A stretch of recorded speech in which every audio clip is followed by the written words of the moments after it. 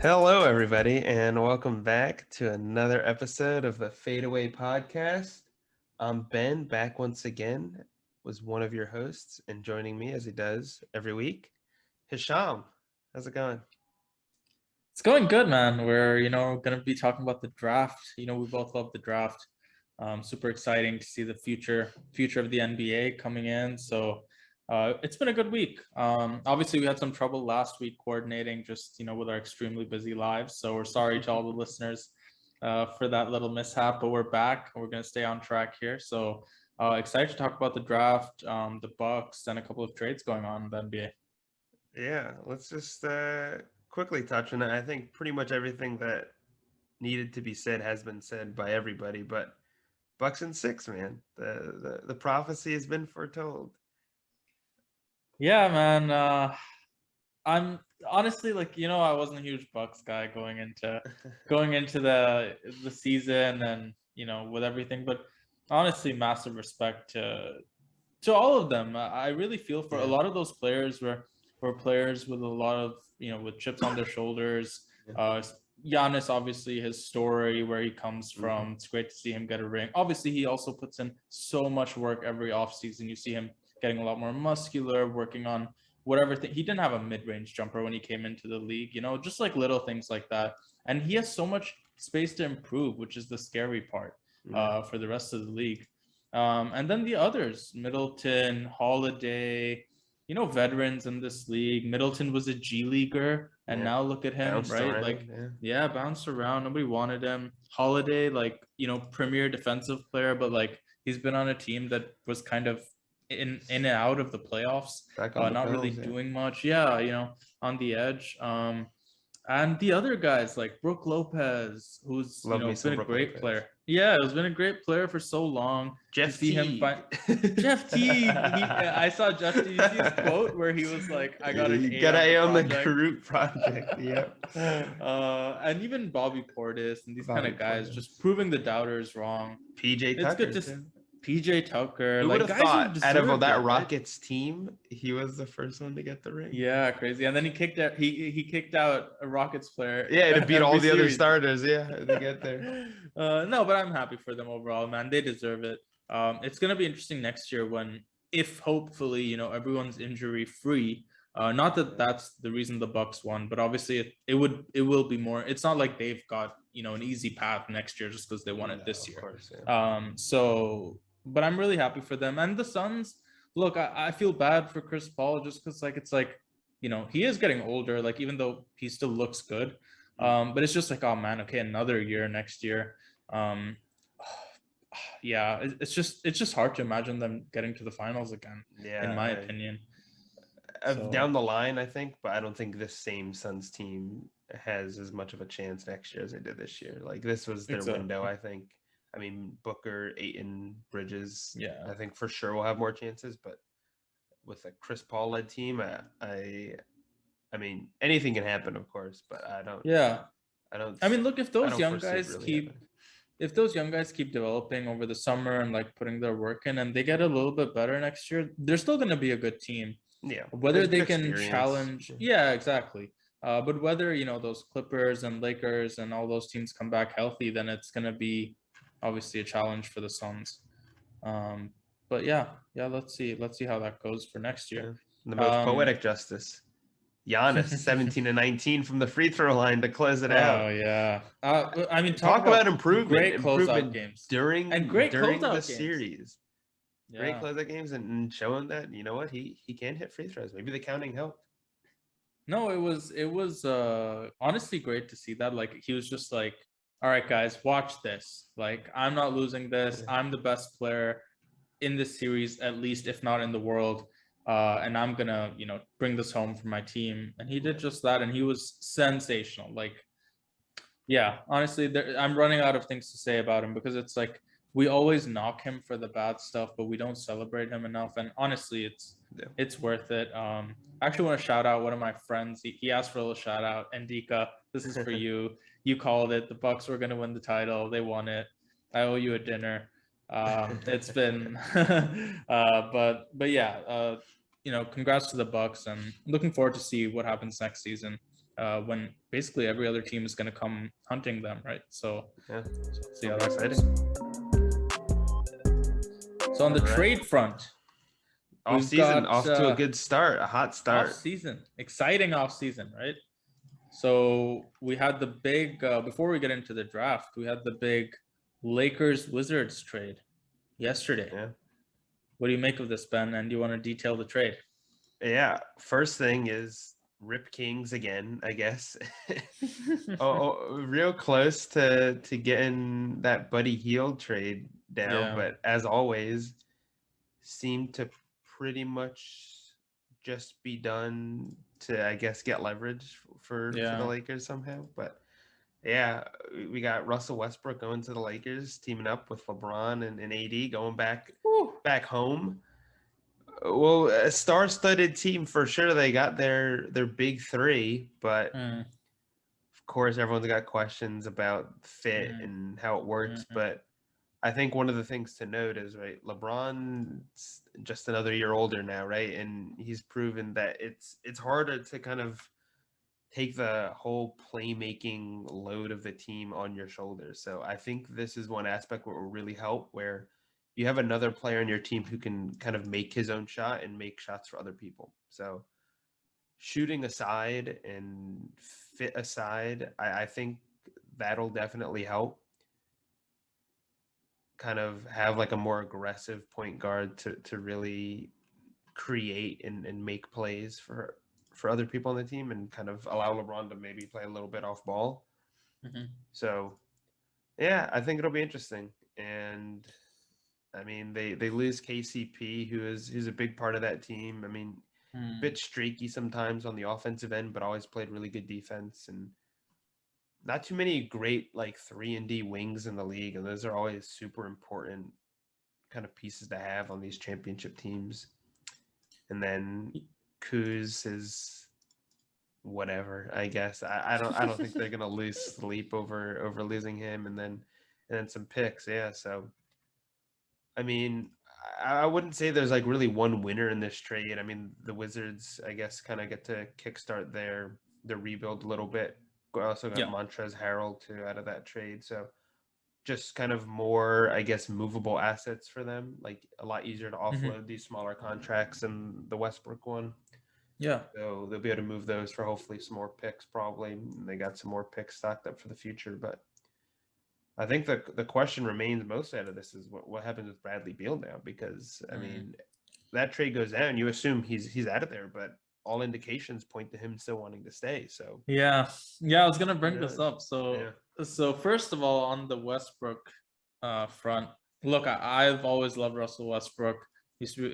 Definitely one of my favorite players, just so electric to watch, even though he's very also stubborn and kind of hard to watch at times yeah, based on his shot selection and decision making. But yeah, you're right. They have a big three now in LA. I just, you're saying people question the fit. I think I'm one of those people. As much as I love Westbrook, I'm just confused about how this team is going to look because, yeah, like you said, the shooting is gone. As much as you can trash Kuzma, and I also do it, Kuzma can shoot, he's gone. KCP can shoot, he's gone. So now, what do you? Schroeder's, I think, a free agent. So now it's like, who have you really got? Who's gonna? I mean, they're gonna have to get out on the free agent market or trade a yeah, bunch of future picks and get some like random 3-point shooters that can space the floor because with Westbrook is not a good 3-point shooter. LeBron's also not great. And then I guess AD is okay, but like that's yeah. I mean, You what are you don't gonna want him shooting the threes. Yeah, exactly? So what are you gonna just drive the I mean, all three of them can drive. I guess you could just do that, but like it's gonna be a bit of a strange fit for me. Yeah, LeBron and Westbrook. I guess, yeah, I think they were looking for someone with ball handling who can take the ball handling responsibilities, and that's gonna be Russ. So I assume LeBron's gonna play a bit more off ball. But to be honest, I love LeBron on ball. I'm yeah. not sure I like him that much off ball. But I think it just like I don't even know if it's a matter of kind of wanting to. I think it's more of a having to, right? Like Saving energy, right? Yeah. he can't kind of like keep up the pace that he used to. I mean, going into what his age 37 season, Yeah. like that's Yeah. not something we've seen before. Is some guy not only running the offense but doing it in like such a physical way and driving to the hoop and playing through tons of Yeah. contact. It Yeah. gets tough, no matter kind of how good a shape you're in. It's tough. I mean, you see Giannis even struggle with it, and he's like half his age now. Yeah. But No. it just it's tough playing at that full speed the whole Yeah. game. So No, I agree. I And think it'll help. I'm But yeah, Yeah, no, I'm with you with the Wizards point. I quite like it from their standpoint. You get a good 3 and D guy in KCP. You get Kuzma, who God knows, I mean, maybe he's still young. He's still got the potential. Like, I mean, yeah, he's not a lost cause. Maybe he just needed a no, change of scenery. yeah, And Harrell I actually think will give a lot to the Wizards. Like, he can just come back and be that sixth man behind who's that young center? The young center for the Wizards. Oh, I'm losing my knowledge here. But uh, anyway, he's gonna play yeah, behind him and give them a lot of good minutes and be that energy guy like he was on the Clippers. And I think mm-hmm. it'll be a fun, exciting team to watch. Rui, The weird thing for me was yeah, again the Beal stuff. It's like, yeah. oh, all reports are Beal doesn't want to. Why would you not want to leave? I don't understand this. I think, I mean, yeah, I'm, why? I, Like, th- I don't get it. I Explain it to think, me. yeah, I think one of the things like a lot of kind of NBA fans and people who talk about it and like have all these thoughts forget is that like these people are more than just like players. Like, I don't know, this guy's lived in this city, he's played for this team for how many years? Like maybe he likes it. Like I don't think it's that out of the blue to think that he maybe just likes living in Washington DC and then likes living in the area, likes playing for the team, likes the organization, like I don't know, has a kid, like you raise your family there. Like maybe it's just a Mm. comfortability thing and you don't really need to kind of move. I mean, I'm sure Bradley Beal knows that this team is not winning a championship. Like they looked a bit better at the end of last season, couldn't put it together quite as much, but now Yeah, you lose your second best player. exactly. I don't know. I mean, I think it's like winning rings. I think we, as like fans and media, put much more uh, I guess like emphasis on getting rings than some of these players do. Like I'm sure every player wants to win a ring, of course, but I'm sure not everyone would be willing to maybe like move or across a whole country or demand a trade in order to kind of make it happen. So yeah, I think it's just it's always tough and I think we think of it because we're not like living in their shoes, but like think of like Yeah, everything that goes into like something like that. yeah, And maybe he just likes it there. I mean, yeah. what are we to say? Who No, knows? that's a good point. First of He all, likes so playing with the young players. Yeah. yeah, maybe. So first of all, the Wizards center that I was talking about was Thomas Bryant. I couldn't remember his Oh name. yeah. Yeah. But Thomas Bryant's a good energy guy. I feel like he'll be good. They also got Daniel Gafford, who provided them good minutes at the Yeah. end of last season. Rui's been looking Um, really great in the Olympics too. Like that's some good young players. yeah, yeah. But what I wanted to say was, look, Bradley Beal, if you're listening, you know, if it's comfort that you want, come over to Boston. Like, I know you're Jason Tatum. Jason Tatum's your guy. Like, Oh yeah, let's make this happen. we'll give you Marcus Smart.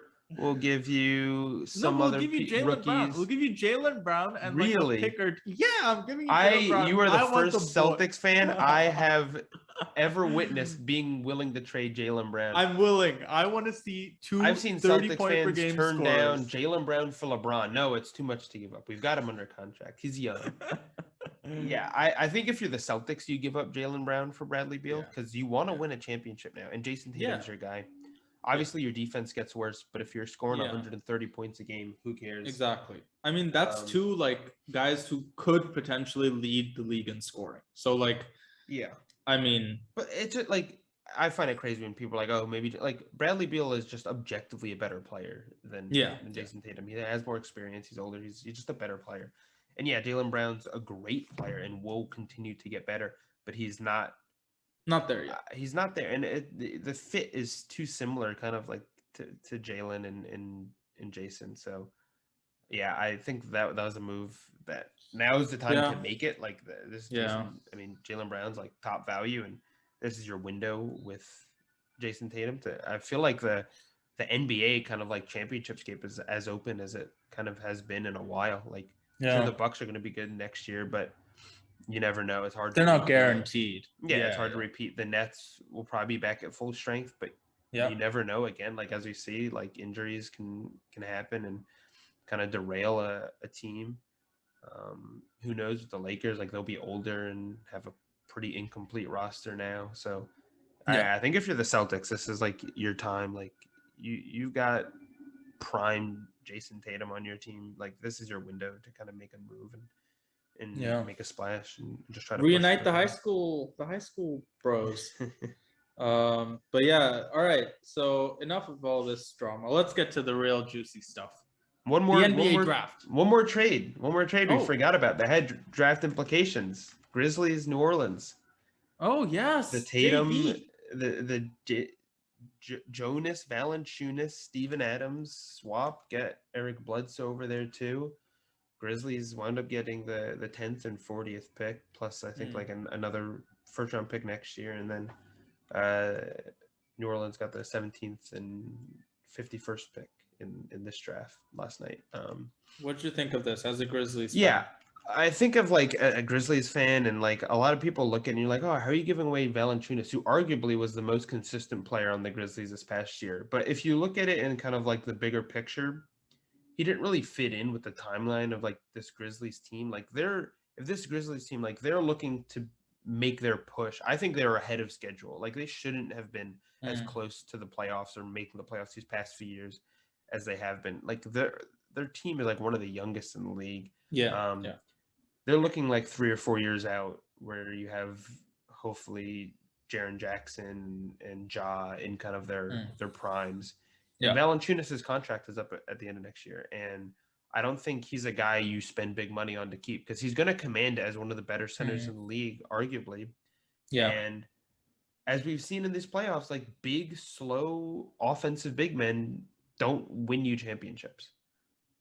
Even defensive-minded ones, like Yeah. Rudy Gobert, even one of the best defensive players in the league, got abused in the playoffs. Like you need like Brook Lopez, even though he was won the finals, had minutes and his like just completely reduced in the finals and was completely unplayable for long stretches. So a big man who's can't defend the pick and roll, who isn't a great floor stretcher, and who commands the ball in a post a lot and is not great in pick and roll offensively is not really what you want.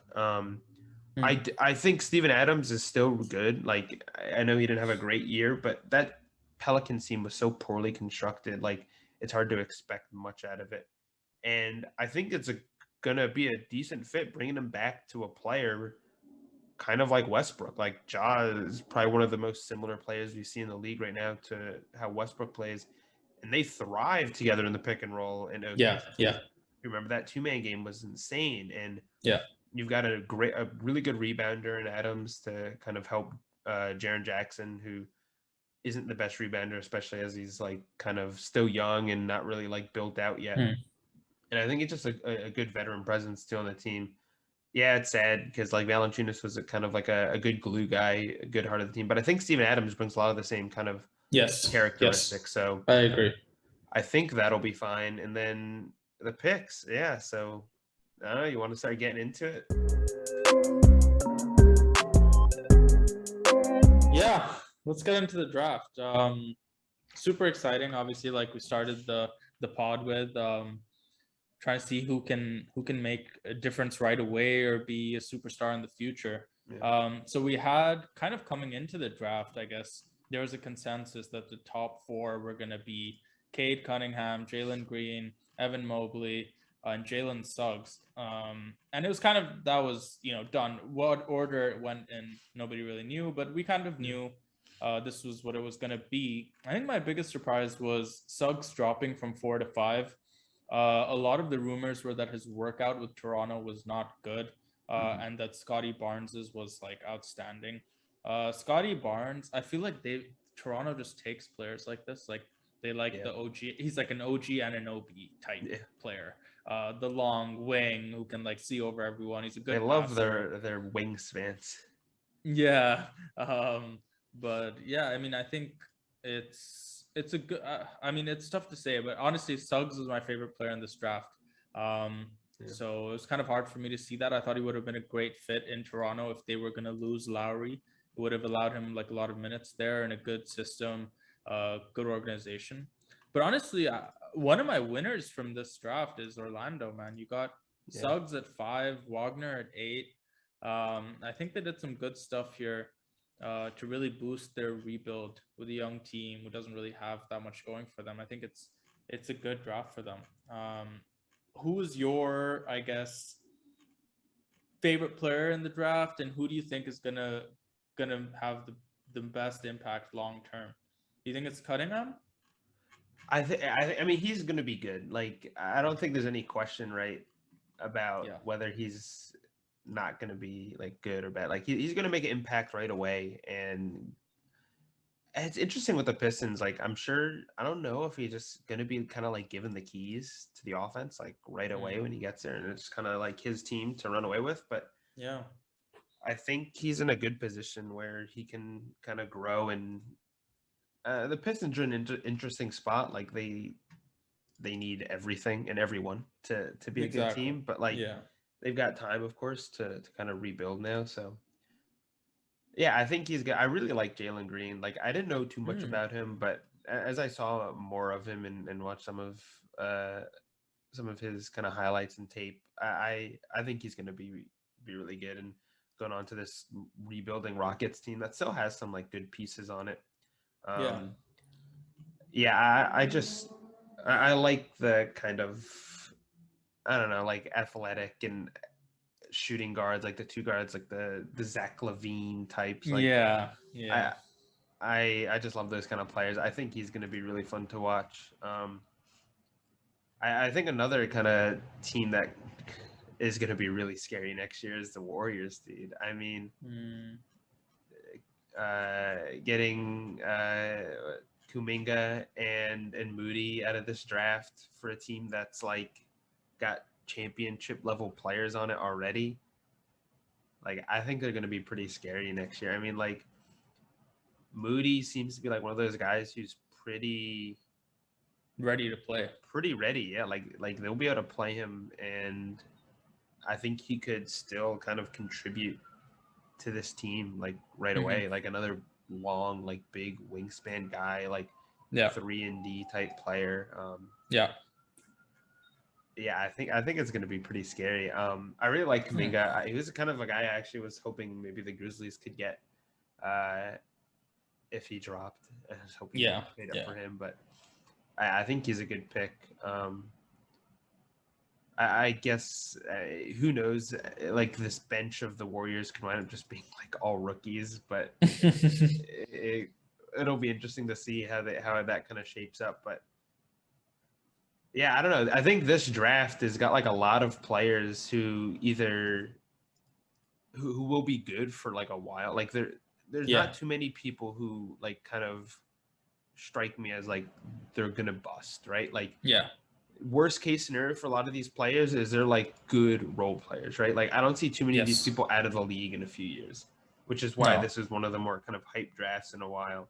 Um, I think there's a lot of like high floor guys for sure. Like Giddy, we are talking about one of them Mm, who's already got a lot of tools to kind of be able to contribute right away. And like, I mean, think of like these young guys. Like, we saw like Mikal Bridges like in the finals playing. Like, he was yeah. a guy who we knew. Like, the knock on some of these players when they come into the draft is they're old, right? Like, oh, they're not 19 or whatever. But Right. that's sometimes an advantage because sure, you won't have them in their kind of like physical prime for as long, but they've already kind of developed physically and have a few more years of experience just playing. And Yeah. Probably know the game better. yeah, it makes their basketball IQ a bit better, and they're more kind of well-rounded players. So yeah, I just think it's going to be a lot of these players are going to be really good for sure.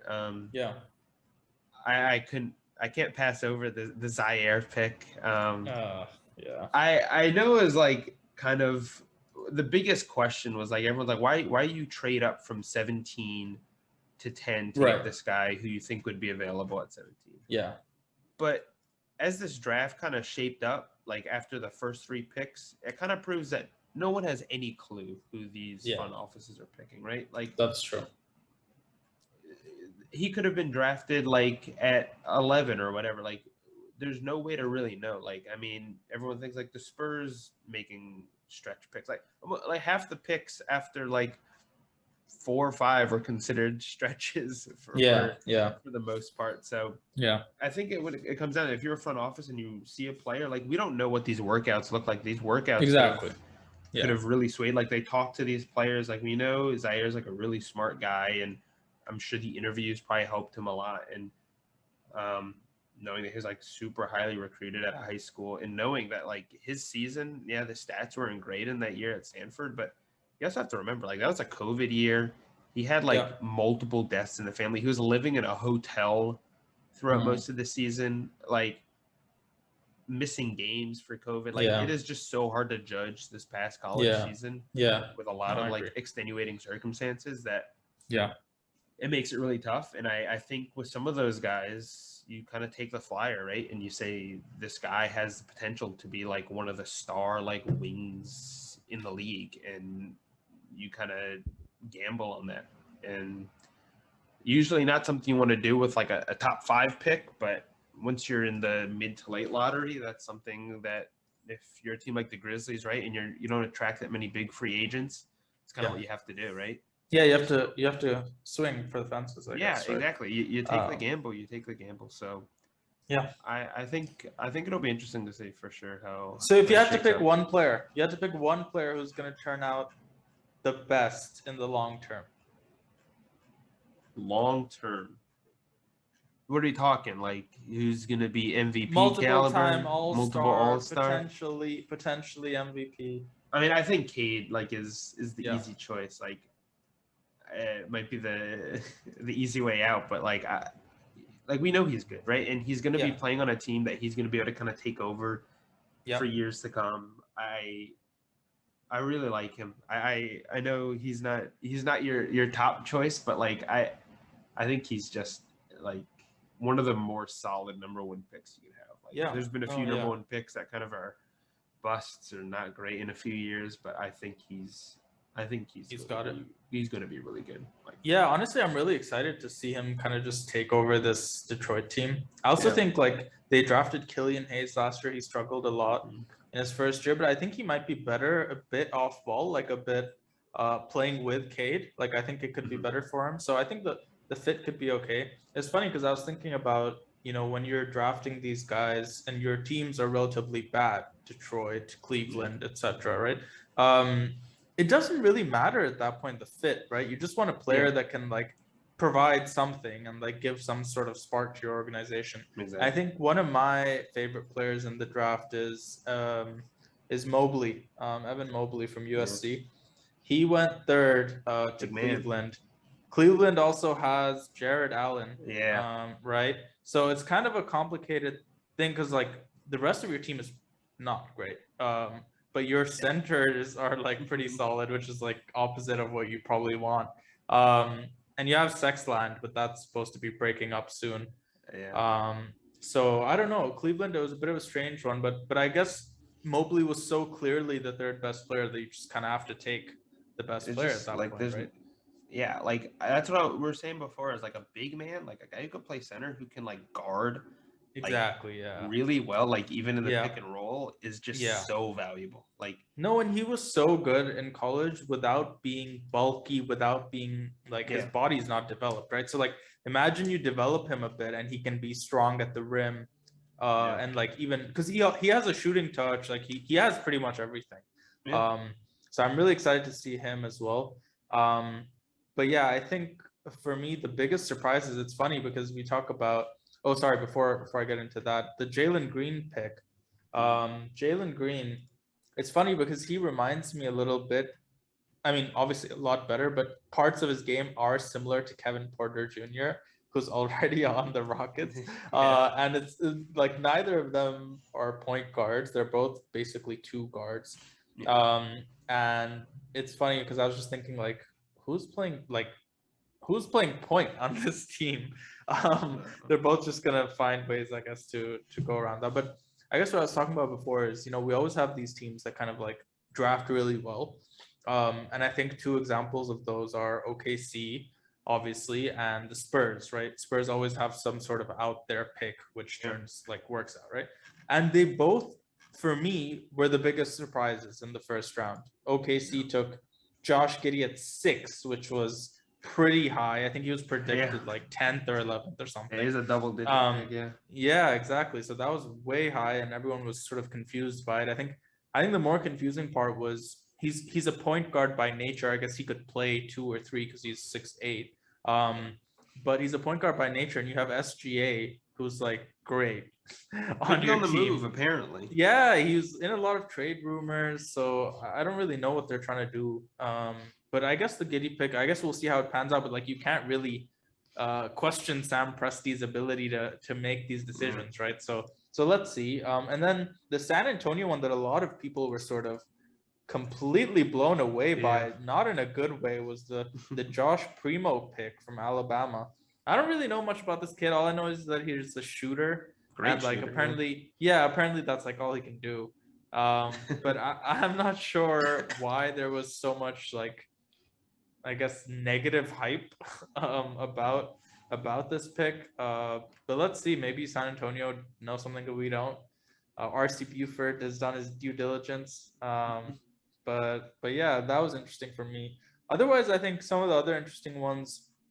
I think the Suggs one, I kind of touched on it, but Suggs said in his, I think in this, they released like one of his work interviews with one of the teams in the draft, and he told them that this was when he was projected to go 4th, and he said that the teams that pass on me are gonna regret it, and I'm gonna make them regret it, or something like that. Yeah. And I was like, man, I love this guy's mentality. Like, this guy's gonna kill it. Like, worst case scenario, he's got so much hops that like he's gonna be like a 2 guard that can just like run and dunk and like take contact. Best case, he can like do everything, his shot falls, and he's a great player. But I think like the Wagner one, Mo Wagner's brother, he's also ready to contribute right away. Like, he can defend like 2-3 positions. He's much quicker than Mo Wagner. He can shoot the 3, spread the floor. I found it interesting the thing you said about the Golden State Warriors. I actually kind of disagree. I think, what are you doing? You need to trade these picks. Yeah, I feel it's weird that they weren't traded before the draft. Maybe they're just going to trade them after the draft. But I don't know what exactly they're doing because I mean, I get Clay, Draymond is only Steph, Clay, Draymond, but then literally basically nothing else. Jordan Poole, maybe Wiseman if he pans out. Wiggins. Wiggins. I mean, you have Moody. I think can be like a role player straight away. I wouldn't be surprised. Kuminga needs like time. He needs a lot of time. He's good, but he's really raw. And so I'm not really sure what they're doing with that. I know they were involved in like the Golden State discussion. The Ben Simmons discussions, but then that sort of got out of hand. Of course, they want so much for him. They just want the whole. Say, give me Steph and all your draft picks for Ben Simmons, and then we'll call basically. Basically. But yeah, so I don't know. It was an interesting draft. I honestly think this is one of the better drafts in recent years. I feel like a lot of people have a pretty high floor. So like, worst case, like you said, we'll see some good role players, worst case. I think it's just with some of the really raw people is like, how do they fit in / how do they develop? So like, I guess Kuminga is like the best example that I can think of. Like, you're going top 10 and a lot of it is based on your like athleticism, your body type, your build. And like, if you don't figure out how to shoot in your first 2-3 years, then like, what are you really? But yeah, I think most of these other ones are pretty, like, even Davion Mitchell, he's 6 foot and he went in the top 10. It's crazy. So it's like there are a lot of skilled players in this draft, but overall I think it's a pretty good draft. I'm excited to see who pans out from this. I would say if I had to pick one to become, a superstar, I'm with you. I think it's probably Cade Cunningham. He's the safest option, I think. But a lot of these people can really. I'm interested to see Scotty Barnes now. I mean, if he's really a 4th pick, I want to see something out of him, because I've seen his highlights and I wasn't that wasn't that impressed by him. Yeah, I don't think. Yeah, I feel like he's a guy who could be a good player on a good team, right? But he's Yes, not going to agreed. be the guy that makes them the great team. Agreed. Yeah, I agree with that. But I could definitely see him like as a player who winds up being on a championship team, like just one of those guys that you want on your team. Yeah. No, I agree with that. Which is I'm important to definitely have. Yeah. Yeah. Yeah. I think it's a good draft. It's interesting to see a lot of. I think Houston had a great draft as well. Houston, they got Jalen Green. They got Sengun, the guy out of Turkey, the center. I think they got someone else as well. Yeah, they got Osman Garuba from Spain, who was supposed to be pretty highly, I guess, ranked. So they've got some good. Josh Christopher. A lot of draft. Yeah. No, they had a good draft. I guess this was part of the Harden trade, right? A lot of these picks. So yeah, they've hopefully they've made use of it. Yeah. Hopefully some of these pan out. Some pan out. Yeah. Yeah. No, I think it's good. Yeah, I think it's always fun to see, but like I think it's always kind of crazy, like the hype around the draft, and then like you forget you're not really going to see most of these players playing big minutes for years, right? Like, I think that's the fun part about like the top 3, 4, 5, whatever, is that usually you know that you're gonna see them because like they're on bad teams and like they're gonna have to play them. Like we know Cade Cunningham is probably gonna start and play like every game. And probably same with Suggs and people like that. Obviously not the same for Scotty Barnes. But yeah, let's see. I'm excited for Summer League. I'm ready to see these guys play some games, see what they look like. But you never know. Summer League can also be a bit of a not so great indicator. You got the Summer League MVPs. Yeah, exactly. Never wind up doing anything else. Exactly, never do anything else. So let's see. But exciting times ahead. I think in terms of like trades and stuff, I feel like there's so much that's about to go down. There's got to be more. I mean, are the Kings trying to move De'Aaron Fox now? They just drafted his replacement. A lot of free agency stuff, like with Lowry. Who knows where DeRozan's going to go? Simmons. There's a lot of good players. Simmons trade if they ever get a reasonable offer. Like I don't know. But there's no way. Like all the rumors are saying that like he's not even in contact with the organization. So surely he's not. He has to be traded. Like there's no way this team plays together again. No way. It just I feel like it would be too. I don't know, just awkward to have that. Yeah, exactly. Together. No way they play again. I don't see it at all. Something's got to change. But yeah, the Sacramento one, I didn't get the Mitchell pick. Like, yeah, he's good, but he's also 6 foot, and he's gonna have to play point guard. You already have Halliburton. You already have Fox. Like, what you needed was a wing or something like that. I didn't get it. So yeah, so Fox is. It would seem, unless they get rid of one of the other guards. I don't know. Yeah, I don't know. It doesn't really make sense to me, but yeah. Should be an interesting next couple of weeks. I think we'll start to see a lot of activity. Yeah, once the whole free agency starts kicking off, will be fun. We'll see kind of who's making moves, who's making that push. Yeah. To kind of win it all next year. So we'll see. I think it should be interesting because everyone's pretty much healthy now, right?